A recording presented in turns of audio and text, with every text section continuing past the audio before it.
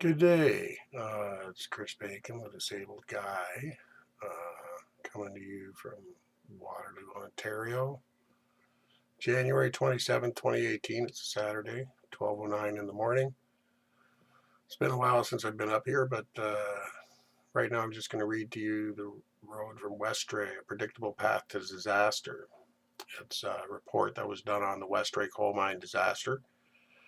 Before I give you an update on where things are and what's happened, they've really done a really bad job of exposing themselves and what the truth is about the difference between what they say and what they do. Anyway, that'll be upcoming in the forthcoming tape that I'll be doing, which will be the update to what has happened, what kind of fiasco the Canadian government has exposed itself as being. Anyway, before that though, people are probably disconnected by what I was saying about the Westray coal mine disaster and what this means for this whole thing. So to try and put it into perspective for you, this video is called, I'm just going to read from the report, Osgoode Hall Law School.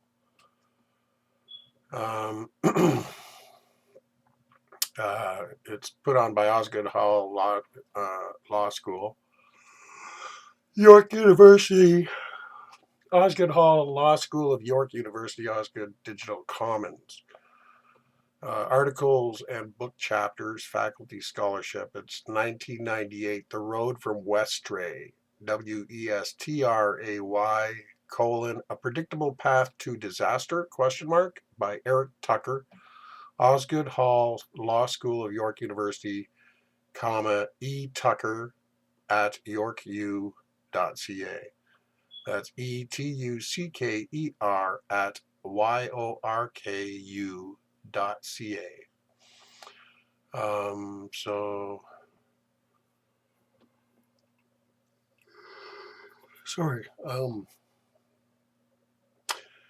It's located at http://digitalcommons.osgoode.yorku.ca/scholarship ?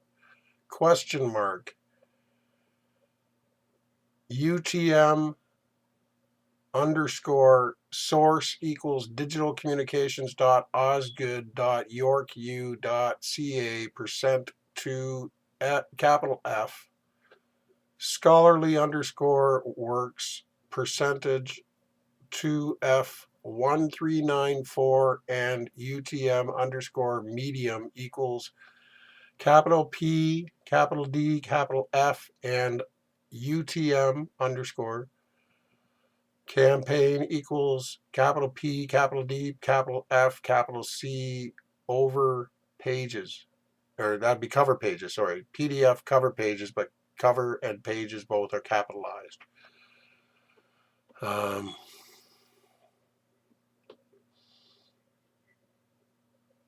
For this and additional works at HTT, now that came up from a pop-up when I was coming down the page, so it's a digital PDF file that I got this from. It says, follow this and additional works at http://digitalcommons.osgoode.yorku.ca/scholarly_works. Then it says, this work is licensed under Creative Commons Attribution Non-Commercial No Derivative Works 4.0 license, which basically I'm just repeating what's in here. And I'm giving proper credit, so I'm not getting any kind of remuneration for this. It's just for information. So anyway, going on, at the bottom of the first cover page, it says, recommended citation, Tucker, Eric, The Road from Westray, A Predictable Path to Disaster, Acadiensis 28.1, parentheses 1998, and parentheses colon 132 to 139. So this is pages 132 to 139 from Eric Tucker's Road from Westray, Predictable Path to a Disaster, Acadiensis. So I guess it's his submittal writing or something. Then it states, this article is brought to you for free and open access by the faculty scholarship at Osgoode Digital Commons. It has been accepted for inclusion in articles and book chapters by an authorized administrator of Osgoode Digital Commons. So starting at page 132, it says Acadiensis at the top of the page. I will post a link to this file so you can find it for yourself as well. Sorry, I need to have a drink.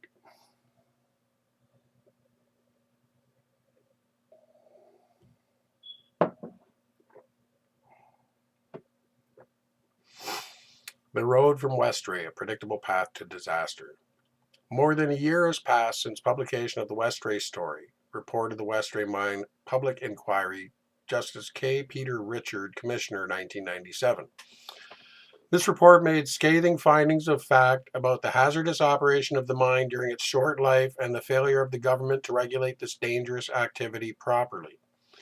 These findings were received favorably by a community already aware of the grim truth of Westray from prior investigative reports, books, and the wide media coverage given to the inquiry, 76 days of hearings at which 71 witnesses gave often gripping testimony about the events leading up to and following the disaster. Footnote 1. And that footnote 1 goes to the broad outline of the pattern of corporate recklessness and government inaction was revealed in press reports released within weeks of the disaster. At the risk of appearing immodest, my colleague Harry Glasbeek and I were able to piece much of this together in a working paper released 6 months after the disaster. Harry Glasbeek and Eric Tucker, Death by Consensus, The Westray Story, York University Center for Research on Work and Society, Working Paper Series number 3, November 1992. Reprinted in David Frank and Gregory Keeley editors, Labor and Working Class History in Atlantic Canada, Reader, St. John's, 1996. Also see Sean Comish, Comish, The Westray Tragedy, Halifax, 1993, and Dean Job, Jobb, Calculated Risk, Halifax, 1994. It's the end of footnote 1 for that. Carries on. The passage of time has provided an opportunity to reflect more dispassionately on that report, assessing both its strengths and weaknesses, and to consider more broadly its impact on the ideology and practice of occupational health and safety regulation in Nova Scotia. We need to consider the report's general influence rather than just its effect on mine safety, because under current economic conditions, it is doubtful that new underground coal mines will be opened in Nova Scotia in the foreseeable future, and existing underground coal mining in Cape Breton, in any event regulated by the federal government, is being wound down. Given this context, little would be accomplished by reforms limited to provincial underground coal mine regulation, although the overwhelming majority of the inquiry's recommendations are directed to just this specific end. For this reason, as important as the inquiry's findings of fact are, it is vital that we critically consider the theoretical framework that implicitly informed Justice K. Peter Richards' report and how that shaped his analysis of Westray, and more importantly, his recommendations for the reform of occupational health and safety regulation. The danger is that the genuine outrage expressed by the report and felt by the community will be misdirected into a series of reforms that may allow the conditions that produced Westray to be tragically and disastrously reproduced elsewhere. Rarely has an inquiry into a disaster so vehemently condemned the practices of, and then at the end, the paragraph, it has a footnote at the bottom. It says Eric Tucker, The Road to Westray, a predictable path to disaster, Acadiensis, XXV111, 1, autumn 1998, pages 132 to 139. So I guess that's a reference. Then start at page 133, review essays, notes, critiques, it says, for the subtitle. And it goes on to say, so you go back here and it says, rarely has an inquiry into disaster so vehemently condemned the practices of, was the end of the last page, and it starts, both the private owners and the government regulators. Richard found that the management of the Curragh Resources, owners of the Westray mine, created a workplace that fostered a disregard for worker safety. Westray management either dismissed fundamental safety hazards for those working underground in the mine, including roof, dust, and gas conditions, or addressed them inadequately. Westray is a stark example of an operation where production demands violated basic and fundamental demands of safe mining practice. Management's drive for production, together with its disdain for safety, played a key role in the devastation of the Westray mine, page 135. And then it goes on to say this finding is amply supported by a detailed review of the mine's development and operation. Although a number of feasibility studies were conducted by a number of would-be investors, a mine plan was never fully developed. Instead, Westray developers focused on monetary concerns, particularly obtaining generous federal and provincial government financing of the project to minimize the risk. Their fiscal risk aversion stood in stark contrast to the near-complete disregard for the potential risks that the project posed for the lives and health of the underground miners. This uncaring attitude manifested itself once the mining operation began. The report documents a long list of failures on the part of Westray management. Mine supervisors and miners were underqualified and inadequately trained. Ventilation was poorly planned and badly executed. Methane was allowed to accumulate at unsafe levels. Coal dust was not treated to reduce its explosive potential, and the work organization did not provide miners with an effective means to communicate their health and safety concerns and have them addressed. Indeed, miners were made to understand that if they were not satisfied with the working conditions, their only option was to quit. Page 185. The report was unable to determine conclusively the immediate cause of the explosion in the early morning hours of 9th of May 1992, a fact that provided provincial prosecutors an excuse to stay the criminal charges against the mine manager Gerard Phillips and the underground supervisor Roger Perry. But this reason for prosecutorial discretion is not sustained by the report's findings. The evidence marshaled in the report supports its theory that a spark from the continuous miner ignited methane accumulated in the mine, and that has in turn triggered a coal dust explosion. Although the report found evidence that the methanometer on the continuous monitor was tampered with to prevent it from automatically shutting down the miner if methane levels became dangerous, it rejected the conclusion that this tampering in any way caused the explosion, page 227. Rather, the report concluded that the explosion occurred because mine management allowed dangerous levels of methane and untreated coal dust to accumulate in violation of existing provincial safety laws. Had there been compliance with the law, there would have not been such a calamitous disaster. There was then sufficient evidence in the report to make a case that the reckless and often illegal operation of the mine led to the disaster, and that this operation was in part under the control of the two accused. The report also considered why Westray was able to operate a dangerous mine in violation of provincial law. Richard catalogued and harshly condemned the failure of, and that's the end of that page, beginning of 134 Acadiensis, government regulators involved with the Westray project to exercise their legal powers to protect the miners. Again, Richard begins at the top. Former Premier Donald Cameron, the member for the riding in which the Westray mine was located, is justly vilified by Richard for his refusal to accept any responsibility for the Westray disaster. Richard characterizes his testimony and that of others who blame the miners for the explosion as self-serving, cynical, and simplistic, page 222. Richard cites Cameron's statement that we enjoy the comfort of opinion without discomfort of thought, and then comments acidly, the record will show that in this quotation is as descriptive of the evidence and opinions voiced by Cameron as it is of the testimony given by many of the other witnesses at the inquiry, pages 512 through 513. Although Richard did not find direct political interference with safety enforcement, he concluded that Cameron's aggressive pursuit of the Westray project may have sent a message to the bureaucracy, especially the inspectorate, that Westray was special and ought to be treated as such, page 514. Finally, he found that Cameron, in acting against the advice of his officials, lacked a clear understanding of the acceptable level of political support that a minister or cabinet could provide for a project, or of the relation between a minister and his department in dealing with such projects, pages 521 to 522. The two government departments most involved with Westray were Natural Resources and Labor. Although early accounts of the Westray disaster noted that the government officials and agencies that reviewed Westray plans failed to seriously consider whether coal could be mined safely, those accounts failed to note that the Provincial Mineral Resources Act required the Minister of Natural Resources to be satisfied that a mining project would be safe before issuing a permit. In addition, any alteration to the mine plan required advance approval from the minister, which was to be given only if safety to life and property was preserved. The inquiry carefully reviewed the role of Natural Resources and found that it either misunderstood or overlooked its overriding responsibility to ensure that Westray's mine plans were inherently safe, page 401.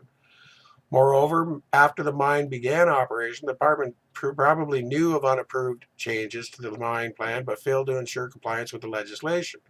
Page 448. The failure of the Department of Labor to enforce the Coal Mine Protection Act and the Occupational Health and Safety Act was widely commented on before the inquiry's hearings, and the evidence gathered by the Commission confirmed what we already knew. The Department of Labor in general and the Inspectorate in particular was markedly derelict in meeting its statutory responsibilities at the Westray mine, page 629, emphasis in the original. The report found that the inspectors lacked the training and experience to perform their role effectively, and that they failed to receive adequate supervision and guidance. Inspections were always announced in advance, and inspectors were accompanied and guided by management, preventing them from having open communication with miners and from seeing or appreciating the true state of underground operations. Finally, the orders of the Department of Labor issued, most notably those requiring stone dusting that would have prevented an explosion, were not enforced. End of page 134, beginning of 135, subtitle, Review Essays / Notes Critiques. New paragraph. These findings of fact provide a partial answer to the question of why the Westray mine exploded. Mine management operated unsafely and government officials were lax in exercising their regulatory powers. But this still leaves open the questions of why mine management operated so dangerously and why government officials did not intervene to stop such unlawful behavior. The answers to these questions are more difficult to derive directly from documentary and oral evidence. Rather, they depend in part on a theoretical understanding of the determinants of occupational health and safety conditions and of state action. On the one hand, we can view the facts of Westray as aberrational, while on the other, we can see them as exemplary of systemic problems. In reality, there is a continuum between these two positions, as well as a variety of ways or levels at which systemic problems are defined. The problem with the report is that, to the extent it does not view Westray as aberrational, it inadequately theorizes its systemic causes. This leads to recommendations that, even if followed, may not produce major improvements in health and safety performance. The central theoretical problem is to develop a framework that explains the production of occupational injury, disease, and death. Footnote 2. I'll go to footnote 2. So where is it? For an excellent discussion, see Theo Nichols, The Sociology of Industrial Injury, London, 1997. Okay. Richard implicitly dismisses frameworks generated from within the fields of psychology and microeconomics that tend to place the individual worker at the center of their analysis, focusing respectively on personality and rational choice. Indeed, he condemns those who would blame the miners for causing Westray due to their carelessness. He never considers worth discussing a hypothetical argument that the miners rationally and voluntarily chose to assume the risk of the Westray mine in exchange for their wages. While it is clear that Richard's theoretical framework focused on the employer and the government, not the worker, his understanding of what shapes their behavior is less obvious. Crucial to any analysis of the production of risk in capitalist economies is the relation between safety and profit. In a competitive market economy, firms are under continuous pressure to maintain profitability. There is a systemic demand to put profits first. Of course, in some instances, improved safety will be consistent with profit maximization, but in others it will not. Where safety pays, the task of regulators is less difficult. They need to convince employers that it is in their own self-interest to adhere to certain standards. Poor performance then can be rectified through education, improved organizational awareness, commitment, and competence. Workers can play an advisory role in that process, contributing their experience and knowledge of the production process. Where safety does not pay, some kind of countervailing pressure is required to ensure that occupational health and safety conditions do not fall below socially acceptable levels. Inspection and enforcement of state standards is one response. Empowering workers is another. The major problem with Richard's analysis is that he never comes to grips with this crucial problem. Instead, he tries to make it disappear. The following passage from the frontispiece of the report is telling. Quote, once a mine is open, there begins a process of trade-off between production and safety. From the chief executive officer to the miner at the working face, the objective must be to operate the mine in a manner that, and then that's the end of that page, starts at the next page, 136, the caveats. ensures the personal safety of the worker over the economic imperatives of increased production. The two seemingly competing concepts, safety and production, must be so harmonized that they can coexist without doing harm to each other. Page VIII, which is 8. Richard seems to want it every way. He begins by acknowledging conflict between production and safety, proceeds to insist that safety must come first, and then concludes by insisting that safety and production must be made compatible so that the conflict evaporates, thereby precluding, presumably, the need to put safety before production. In the body of the report, this ambiguity tends to be resolved on the basis of the last formulation, except that it often goes one step further. Instead of addressing the problem of how to harmonize safety and production, it implicitly assumes that they already are in harmony. This has significant ramifications for the report's analysis of the problem and the prescriptions that it offers.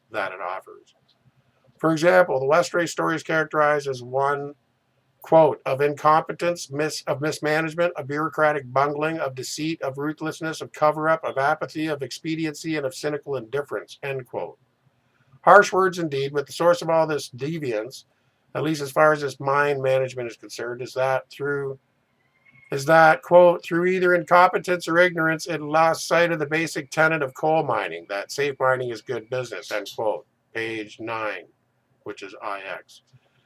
If this is true, one has to assume, given the history of death, injury, and disease in the coal mining industry in Pictou County and elsewhere, that coal mine operators, for some unknown reason, have been unusually incompetent and ignorant in the management of their affairs. The report's analysis of the failings of the mine inspectors also tends towards a deviance perspective, as opposed to seeing a more systemic problem within the widely adopted internal responsibility model of regulation. Aside from the failings of individual inspectors, Richard placed much of the blame for the inspectors' inaction on the shoulders of Jack Noonan, the Executive Director of Occupational Health and Safety, OHS Division of the Department of Labor. In particular, it was his version of the Internal Responsibility System, IRS, that was, quote, was a major deterrent to effective enforcement of the safety regulations relating to underground coal mining, end quote, page 455. According to Richard, Noonan's version was deficient because it emphasized the inspector's role of persuading, educating, facilitating, and assisting the workplace parties to develop the capacity to assume prime responsibility for health and safety, page 471. This, the report says, is inconsistent with the approach to the internal responsibility system in other provinces, particularly Ontario, which served as a model for Richard's analysis. Gee, that's funny, because I'm in Ontario. In fact, the Noonan philosophy, of which Richard is so critical, is not radically different from the version of the internal responsibility system that is officially espoused in most other jurisdictions, including Ontario. For example, preventing injury and illness, a policy paper issued by the Ontario Ministry of Labour in January 1998, states, page 8, that, quote, the overall objective of the occupational health and safety system is to improve occupational health and safety performance by providing motivation and support to individual workplaces in order that they may build a strong internal responsibility system and achieve self-reliance, end quote. Perhaps the crux of the difference is less than a matter of the goal, but of the means used to achievement. Tensions have always abounded within the IRS model in this regard. Again, IRS is internal responsibility system. So tensions have always bounded within the internal responsibility system model in this regard, but start of page 137, review essays, note critiques, or / note critiques. Starts with two in particular are relevant to this discussion. The first is over the role of the external responsibility system in its relation to the IRS, internal responsibility system. Governments and employers have typically favored a gentle persuasion approach in which the inspectors encourage and educate the workplace parties to work cooperatively through the institutions of the IRS to meet, indeed surpass, regulatory requirements.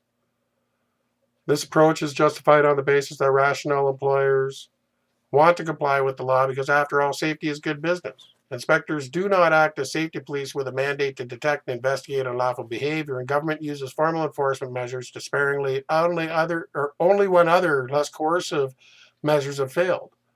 Prosecution as last resort only be attempted after a worker has been seriously injured or killed as a result of a violation. Despite Richard's protestations to the contrary, the actions of the Westray inspectors were not inconsistent with the mainstream IRS vision. Workers, trade unions, and sometimes the inspectors themselves have argued for a more vigorous approach to enforcement based on the view that there are a significant number of employees who resist complying with the law because they do not believe, at least in some cases, it is their financial self-interest to do so. For example, in Ontario, the model jurisdiction, according to Richard, the inspectors through the reunion formally complained in 1986 that senior officials in the Ministry of Labour were thwarting enforcement.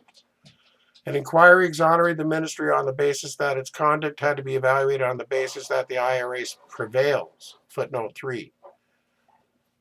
So footnote 3 is G.G. McKenzie and J.I. Laskin report on the administration of the Occupational Health and Safety Act, Ontario 1987, volume 1, page 20, XX.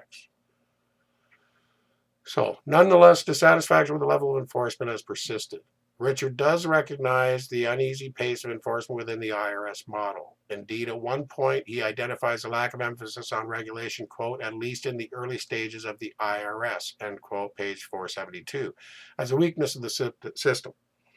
Moreover, he condemns the provincial inspectors for using the IRS to divert attention from its responsibilities, page 477, which presumably include using the Department of Labor's powers to ensure that unsafe conditions were not allowed to persist.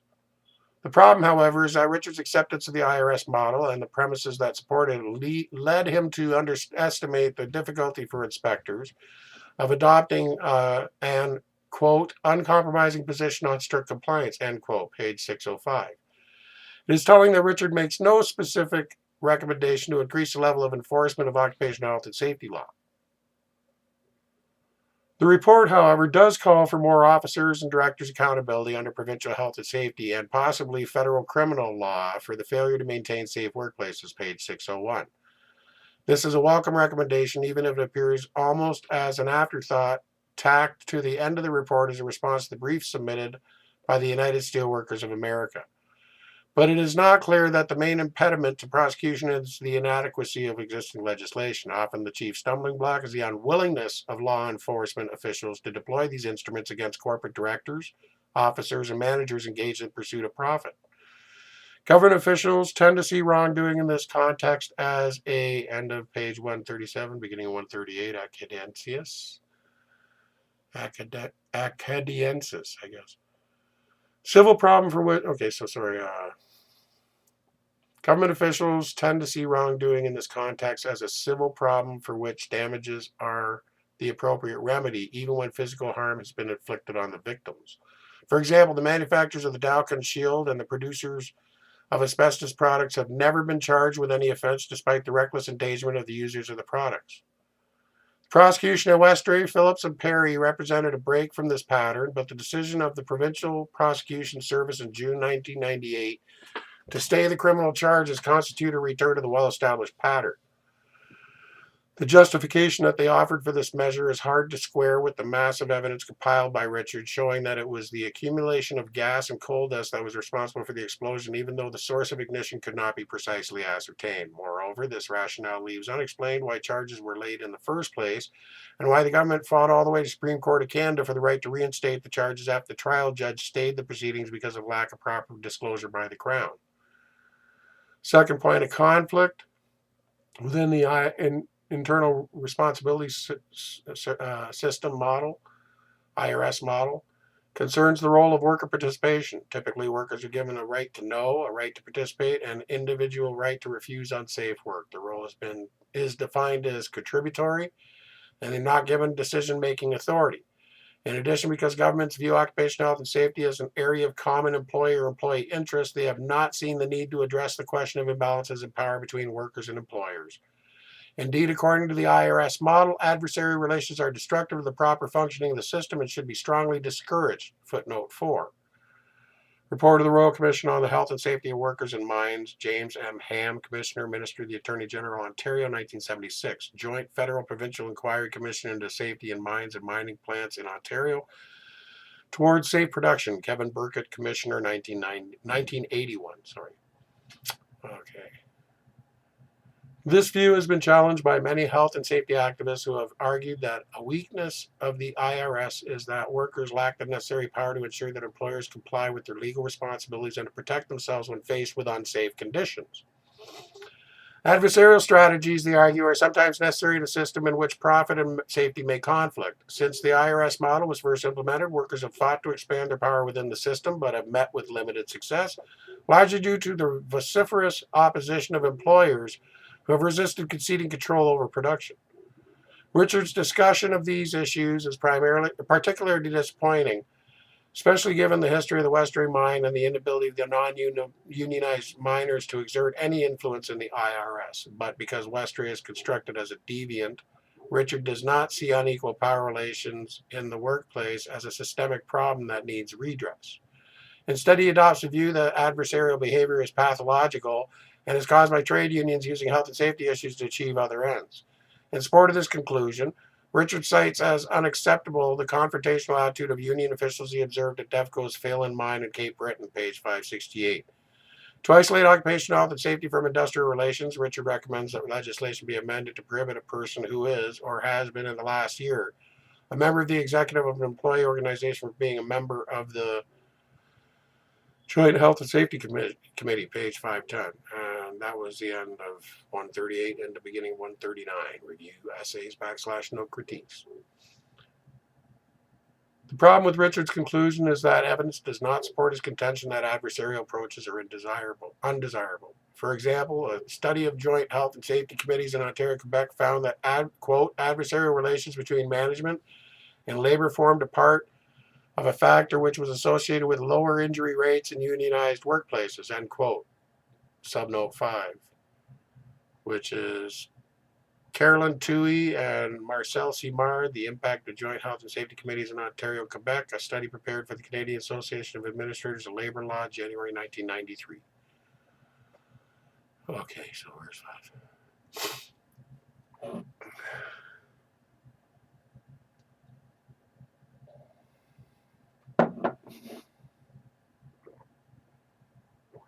Sorry. Where am I? What this suggests is that, contrary to official wisdom, operating and achieving good occupational health and safety outcomes cannot be assumed as a normal condition deriving from natural commonality of interests among workers and employers.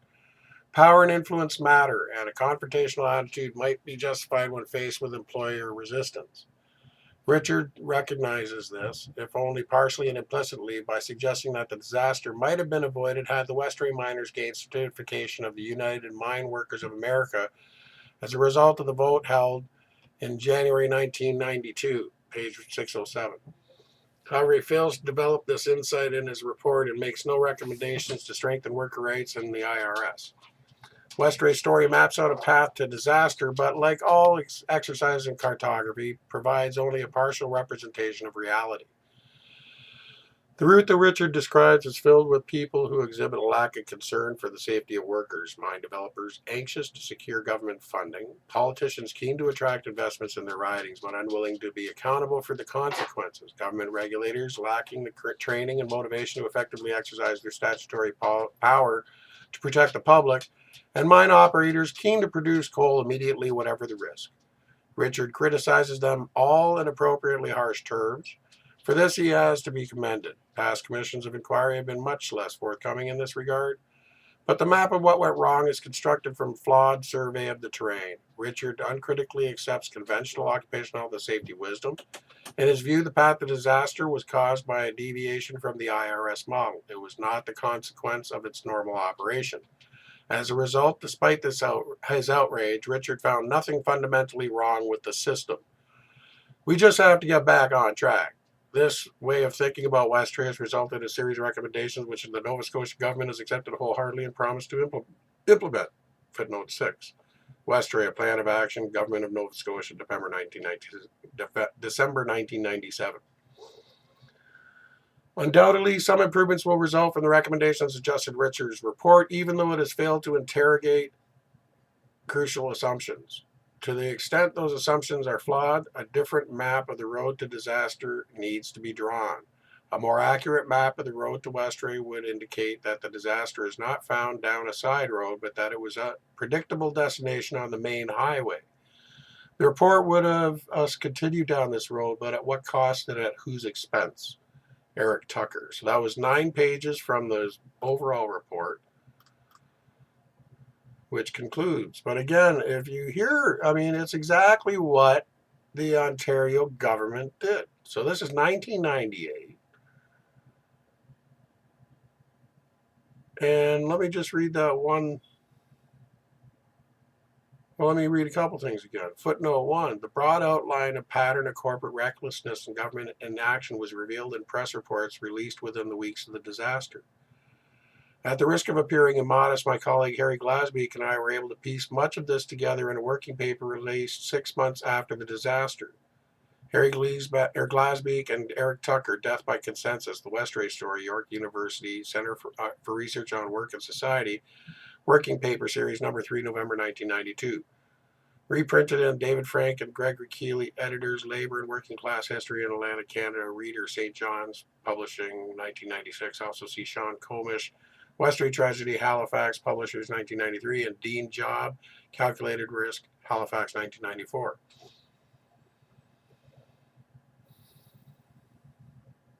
But the one I wanted to read mostly was this, where it says,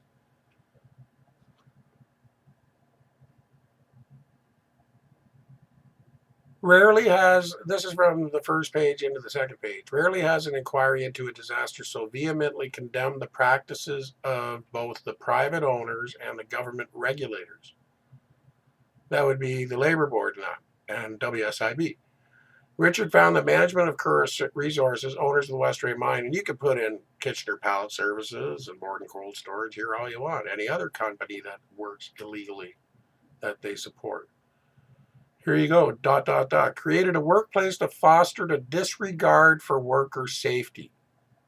Westray management either dismissed fundamental safety hazards for those working underground in the mine, including roof, dust, and gas conditions, or addressed them inadequately. Westray is a stark example of an operation where production demands violated basic and fundamental demands of safe mining practice. Management's drive for production, together with its disdain for safety, played a key role in the devastation of Westray mine. So let me ask you something. A labor board and a WSIB system that allows this employer to operate illegally for 5 years without a worker safety rep in place, and every single time they went in and investigated these accidents, they were supposed to have a worker safety rep in place because of the number of employees, and yet they always overlooked it and always let them get away with it. Until it came to what's happened now, and now they're actually actively covering up the facts and have been since the beginning. So again, this is very telling. This is the actual disaster that happened that made it law under the criminal code that they could be held accountable now.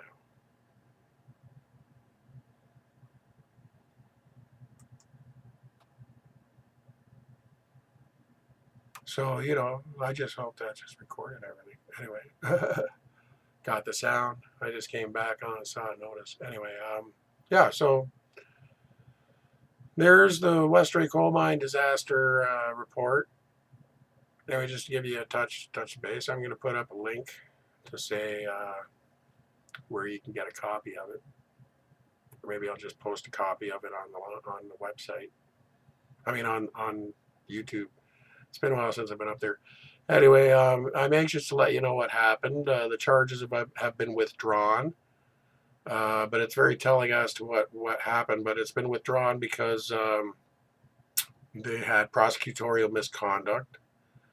You know, it's been a harrowing experience, which is why it's been a while since I've been up here, and a lot of other things have been going on at the same time as well. But, you know, the payoff for this is that now they can say what they want, they can do what they want, they can profess what their position's been the whole time for this UN protocol, and let alone Canadian human rights laws when it comes to how they mistreat the disabled. We are abused. Do we have to start our own Me Too movement? Was it Me 3 or Me 5 or Me 10? Like, when do we get, you know, men and women are getting abused by this legal system. We are nothing more than pawns for them to deny, deflect, obstruct, demonize, criminalize, and with emphasis on lies. Anyway, it's very telling because, like I said, now I'm going to put up my next one, which is going to show the quote.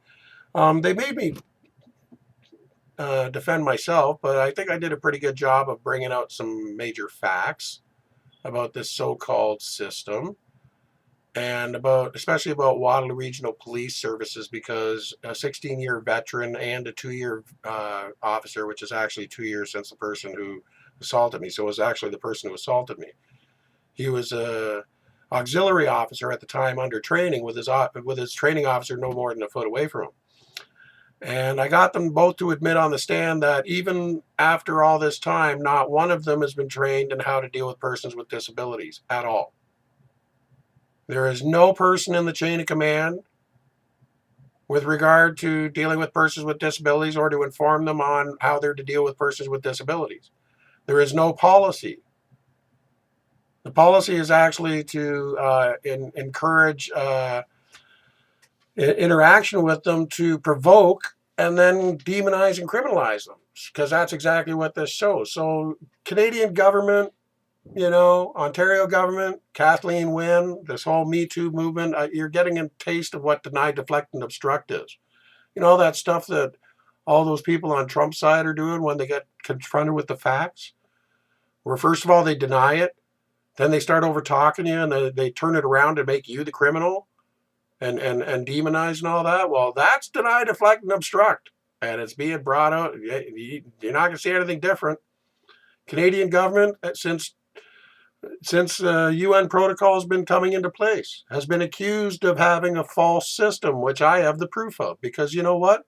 For the whole time, I was injured in 2004. That's the whole time that the Canadian government and Ontario government and every other government here claims to have been abiding by not only the Canadian human rights law, but also updating things to make it better for persons with disability. You've heard all their protestations of what they're doing for the rights of the disabled and for equality in Canada. Well, you know what? I'm the report card. I'm the report card. I'm going to post up what my trial number was, and you can go there because it was a because it was a trial. That's public record. So you can go there yourself and you can see. I'm going to post the transcript where some concerning things were said, especially the part about where the Ontario and provincial and federal government both tried to claim they didn't know I was disabled in a disability court after I had a lawyer who was appointed for me for the purpose of a disability court for 9 months, over 9 months. And we found out that, as we were coming up to that next trial, we found out that my so-called lawyer had deliberately withheld on documents, or it appears that they withheld the documents of the medical file that was handed over by the hospital, and without explanation. And they opened it when he wasn't the lawyer of record when he received it, and it wasn't forwarded to the lawyer of record, which was me. He also withheld the video disc of what happened in the police station, which the Attorney General then tried to use as a fraudulent means to cover up and say did not exist. Thank God I had the printout of the actual disc in the file. Like I said, they could say what they want, like I've been saying the whole time. I've got it on tape, and now I've got a public record where anybody around the world, I will give the file number, and I will be giving details of what they did specifically, and I will be doing an outline of the timeline of how they did this to me and what they've done. And as far as the employer goes, again, allowed him to operate illegally for 5 years without having a worker safety rep in place, even though the number of employees dictated that it was a legal requirement.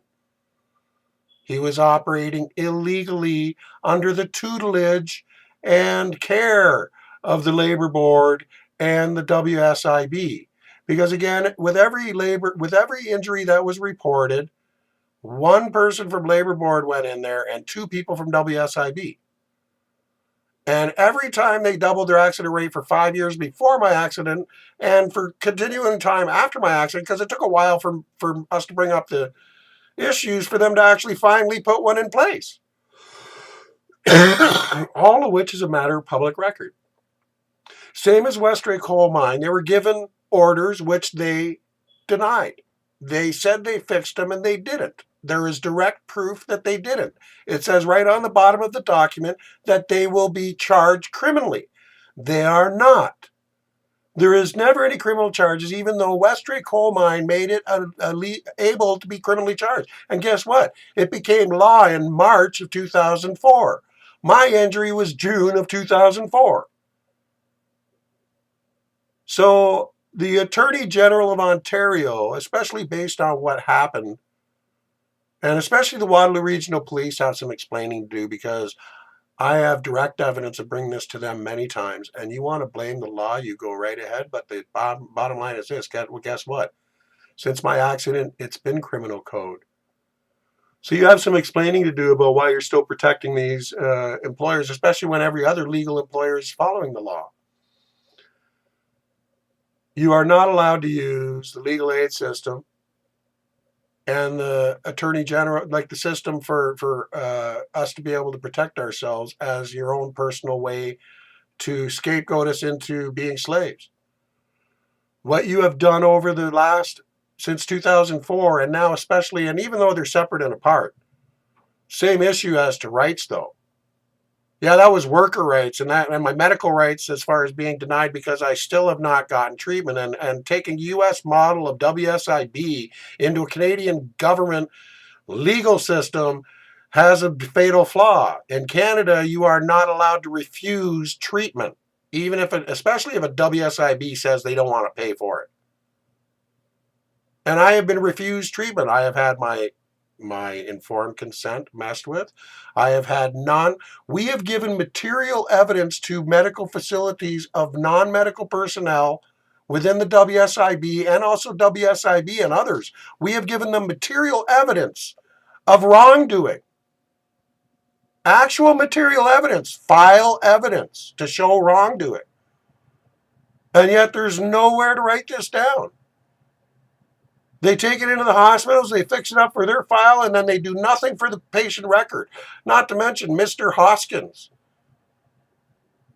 When are you allowed to refuse treatment? Supreme Court of Canada said you can't even do it for a person who's dead or dying. But you can do it to me because of WSIB. Some asshole at WSIB says, oh, I don't think it happened at work. More than enough evidence. And just to let people know, even though there is an MRI spec showing a physical brain injury from this accident, even though we have given them all the material evidence to support everything that we have been saying since the beginning, that they have deliberately been ignoring.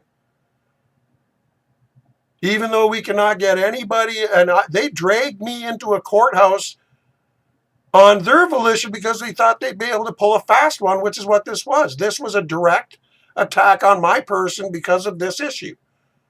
And they try, and either way, it's a Canadian human rights violation, and it says wholeheartedly that everything they try to tell everybody about the so-called system in Canada is horseshit. The law in Canada is horseshit. Justin Trudeau is the Queen's Prime Minister. Wynne is the Queen's Minister. The Attorney Generals work for the Crown. When the crime is against the Crown, there is no crime. Matter of fact, to the point where, like I said, that girl got killed in the prison here in Kitchener. And it was caught on tape. And their biggest problem was, oh my God, they caught us on tape. So they came up with a new thing, which says, just like me, everything they did to me was caught on tape. But because a Crown attorney who works with Waterloo Regional Police, who, by the way, were the same people who were responsible for the prison, and they are responsible for the courthouse and everything that happened to me, and also everything that's happening in Kitchener-Waterloo. I have tried to talk to the chief of police, and also I've talked to his lawyer. I've tried to talk to many officers to try and have this dealt with, because they're putting the officers in danger. They're putting the community in danger, and they refuse. They demand that everybody else uphold the law, but they refuse to even consider it for themselves. They are the only ones who are liable, as far as I'm concerned, based on my experience. And as I said, say what you want, Trudeau. Say what you want, Rad Saney. I'm now in Waterloo, so that puts me in Bartas Chagger's domain, as well as Hey, Catherine Fife, don't bother putting up your signs because I'll make sure you don't get elected. This is a woman who claimed that she's here for workers. And we went in there. She came to their people came to our door when we were living here a few years ago and asking for our support. And we went into the office and they're, oh yeah, tell us your problem. And yeah, no problem. Yeah, we'll help you. Okay. No, they sided with John Malloy. They gave a call to John Malloy and they partnered with the Liberals to cover up the fact that everybody knows what's going on because we called the PC government too, including Patrick Brown. We called Andrea Horvath. We called everybody to try and say, hey, what the heck gives here? And everybody knows what's going on because you want proof? They all shut it down. They all shut it down. And they're all playing the game of hyperbole in the news media. And, oh, look at all these good things we're doing for people. Doesn't mean a damn thing if you're not going to enforce. And it's really funny because I could interject the name of Kitchener Pallet Services. And I'm sure anybody else who's had accident at their accident employers could put in their accident employer's name in that document that I just read, and it would be exactly the same. Nothing's changed. They do the same thing here. They cover up, and we really need to answer the question about what exactly is going on with the reporting to do with temporary services. This is proof. A pattern of behavior. And a pattern of behavior, whether whether it exists because of error, omission, or deliberate, doesn't matter. But the pattern of behavior is very telling. That does matter. And if we're talking early 90s for Westray, which they fought for that all the way to Supreme Court of Canada to have it become important enough to consider and then became law. And it was only ratified in March of 2004. So it became law in March, and then 2 months or 3 months later, I was injured. They knew what the choice was. I'm sure there was an edict put out by the government of Canada, wasn't there, that this was now criminal law, right? So anyway, you want to know what the truth is about how Canada treats the disabled? You can go see it for yourself. Criminal. The Attorney General's office is being used as a criminal entity. They are using legal aid as their tool to suppress the facts about how much wrongdoing is being done in government, especially to do with rental. And one of the things people don't know about the city of Kitchener, Waterloo, this is known as a model community to the government. And do you know what that means? That means that this is where social policies and other things come out first. Well, you might notice we have a whole bunch of different transit buses here, different models. That's because we're the test city for transit city buses. You see a lot of people since the early 70s or whatever, when they started releasing mentally challenged people into the communities, that this is a liaise community. So you started seeing a lot more of these people around because this is a model city. When they want to bring out a fascist regime or policy, this is where they test it first. And this is where they have the business of poverty. The region, it appears that the region, the city, everybody in this area has no regard for disability at all, for the disability law, because not one of them has disability coordinators. And if they do, they are not coordinated. They don't even know what the job description is. And yet that was supposed to be a requirement since 2012 or 14 for any organization that deals with the public. So that does include police officers, right? The biggest abiding concern right now, though, is that you need to make our police officers safe and the community safe by training them in how to deal with persons with disabilities, like you're required to do by law. And this can't go on. This deny, deflect, and obstruct thing. I've got another situation that's been going now from somebody who called themselves my friend, Rhea Hope. Yeah, it's a business of poverty, let me tell you. Yeah. make a lot of money for grants for people with disabilities. I mean, even the courthouse couldn't get it right. And this has been law for how long? So Canada, hey Trudeau, hey Ms. Raybould, who said it wasn't your job. Well, I guess it is now, eh? Anyway, guys, hurry up and ratify the UN optional protocol, because the minute you do, hopefully they say by February 9th, it might be ratified. And if it's ratified by February 9th, that means by the end of this year, 2017, or 2018, sorry, by the end of 2018, we can start implementing the optional protocol. Now, I have been asking for the Canadian system of human rights to assist me in any way, shape, or form that they can, and this is all I've gotten so far. So I guess I've gone through, and this court case, and what they did to me in that courthouse with direct assault, it was just a power play. It was nothing more than a demonstration of their power. Okay, nothing more than a demonstration of, you got to put this down now because it's either us or you. Well, you know what? I'm not going anywhere. Although by the end of this year I might be, because in the meantime, in my next tape, I'm going to be telling people what happened, and I'm going to be soliciting for people, anybody, to help me write this down as a human rights complaint, because I need to put this down to bring it to the UN, because the optional protocol states that if you're not getting any success in the system that's in your country, like it's a false bullshit system like Canada, and I've got more than enough proof, including that court case, to show that exactly that they're full of shit. Okay, so I've got the right to take my my grievance directly to the UN, and I fully intend to do that. So Canada's got until, hey Trudeau, hello, wake up, hello, oh sorry, hello, wake up there, Trudeau. Should put a sound effect in there, I guess, eh? Time to wake up, dog. Time to explain yourself. Because guess what? If I don't have this dealt with appropriately through the human rights of Canada, as a person who's not able to write it down, I guarantee you by the end of this year, I'm going to be filing with the UN under the Rome Statute. I'm going to be saying that you are a war criminal, and so is the Queen. And so is everybody who ever touched this, that I asked for help from. Catherine Fife, who sat there and said, I went in there because a person with a disability, I have a brain injury, I have to record. They said I had to sign a document about those recordings or they wouldn't help me. And because I refused to sign that document, because I don't need to sign a document for recording to participate in my own life. And if she's not doing anything wrong or illegal, why is she worried about what I'm recording or what it's used for?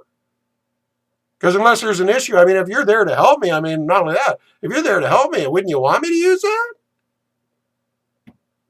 Oh, here I am. Here, my experience, a person has a disability. I went to the competitor. Look what they did. I go to Catherine Fife. She welcomed me. She made me feel like I was inclusive.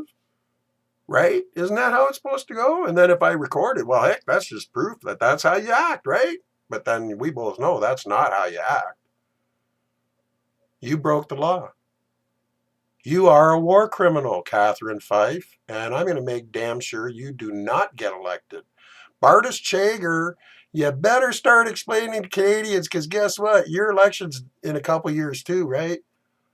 This ain't going away. Hey, you know what? I got a message for you. Me too. What about abuse of disabled? Huh? Talk about power, abuse of power, because, you could talk about men, women, workplace. You can talk about hospitals. You can talk about whatever you want. It's abuse of power. You are not able to contain power. So time to go. Anyway, looking forward to it. See you soon.